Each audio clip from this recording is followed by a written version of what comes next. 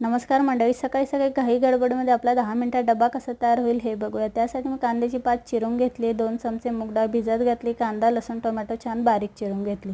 कांदा पात जास्त तिखट असल्यामुळे मी पाण्यात भिजत घातले। गरज वाटल्यास तुम्ही अशी चिरून ठेवली तरी चालेल। कढईमध्ये 1 ते 2 पळी तेल घ्यायचे, त्यामध्ये फोडणीसाठी मोहरी घेतली। कांदा टोमॅटो लसूण छान ब्राऊन होईपर्यंत मस्त परतवून घ्यायचे। चॅनलला नवीन असाल तर चॅनलला सबस्क्राइब करा, बेल आयकॉनला क्लिक करायला विसरू नका। व्हिडिओला एक लाईक नक्की करा। यामध्ये मी चवीपुरतं मीठ, अर्धा चम्मच हळद आणि 2 चमचे मिरची पावडर घेतली। तुम्हाला इतर मसाले आवडत असतील तर तुम्ही टाकू शकता। आता कांद्याची बारीक चिरलेली पात आपण यामध्ये ॲड करूया। मस्त मिनिटभर मसाल्यात परतवून घ्यायची। भिजलेली डाळ यामध्ये ॲड करायची, मस्त हे परतवून घ्यायचे। तुम्हाला जर गरज वाटत असेल पाणी ॲड करण्याची तर तुम्ही टाकू शकता। आवडीप्रमाणे मी शेंगदाण्याचे 2 चमचे कूट घेतले। फक्त 10 मिनिटात आपली कांद्याची पात शिजून तयार होईल।